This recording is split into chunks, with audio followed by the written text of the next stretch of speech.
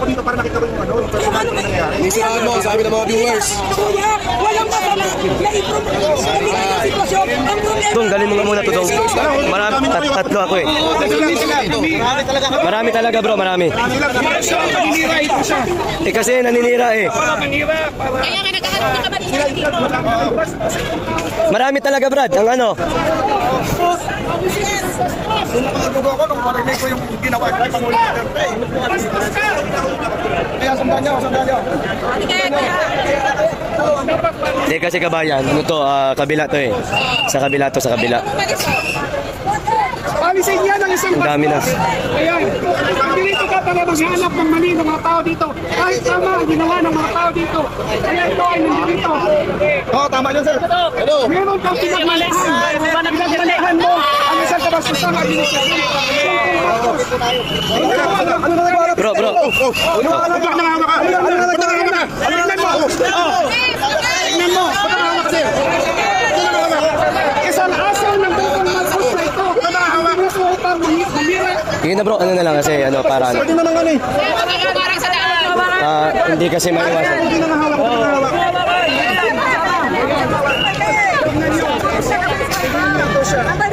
Isang aso ito ng bukong Marcos.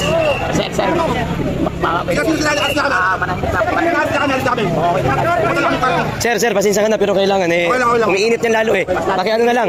Oo. Kasi mali kasi sinasabi mo eh. Sabi mo kunti yung tao, ang dami-dami niyan. Di ba yan ang mali? Vlogger ni Bongbong Marcos yan. O sige ma'am, sige po. Hindi mo maiwasan magagalit ang mga tao dito. Sabi mo kunti yung tao. So sabi na kunti. Ha? Paano hindi magagalit yan? Paano hindi magagalit yan? Sa dami ng ano yan ha? Paano hindi magagalit yan? Sa dami ng tao ha? Paano hindi magagalit? Sabihin mo kunti ang tao tapos dami yan eh. Sino nagsabing kunti ha? Sa dami ng tao dito sabihin mo kasi kunti eh. Hindi kasi magsabi kasi tayo ng totoo. So ano talaga, kuyugin talaga kayo dito. Kaya sabi ko nga sa inyo, kinuyog eh. Vlogger ba naman sa kabila eh. Hindi talaga maiwasan na magagalaiti yung mga tao dito kasi nga, sabi niya kunti daw tao eh. Kaya nga eh. O, kuha na. Oo, kuha, kabayan, ang dami na. Oo. Sabihin niya kasi kunti eh.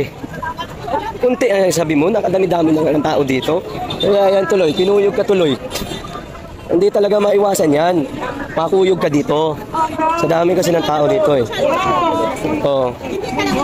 Ang dami kabayan, ang dami oh. Kaya, Yun ko sinasabi ko eh. Kinausap ko na siya kanina na huwag na magdikitan. Oo. Dumikit pa din. Iba talaga yung idol ko ba? tawagan ko kamay mo. Sinabi ko sa kanya kanina, huwag ka na dumikit kasi mainit eh.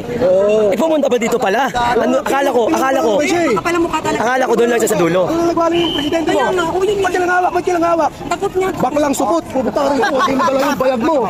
Kaya nga sinabi ko sa kanya eh. Hindi naman dala yung bayag. Marami ng pulis kabayan. Marami ng pulis dito.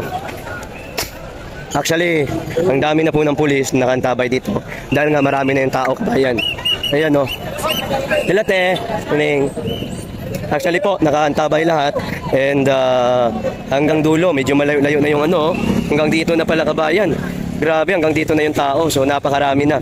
Talagang makikita na talaga natin kung gaano karami. Tapos sasabihin niya kasi kunti daw yung tao. Kaya ang dami ng tao na dito, sumusobra na nga eh. Hanggang dito na pala to sa dulo kabayan. Kaya hanggang dito na, sobra. Hanggang dito na pala oh. So hanggang dito na. At marami naman po mga pulis dito sa ano po, nakantabay po. Ayan mga pulis po dito kabayan. Pero hanggang dito na talaga sa dulo yung tawag nito yung tao. Kita naman po natin, actually paikot na ito. At andito naman po ang ating mga kapulisan to maintain ang peace and order and para po maging maayos po lahat dito. Pero okay naman, di naman sila kalat-kalat at makikita naman po natin na very organized. Okay? So pakita ko lang sa inyo mga kababayan, dito tayo sa dulo para at least diba makita nyo kung gaano na po karami. Ayan, so bali ito yung kalsada, abot na dito. Kagabi kasi hindi pa ito ganito eh. Hindi pa ito ganito karami.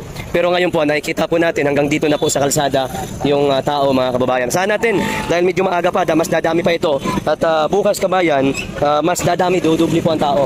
Okay, so asahan na po natin yan. Okay, salamat po Ma'am Giselle, thank you.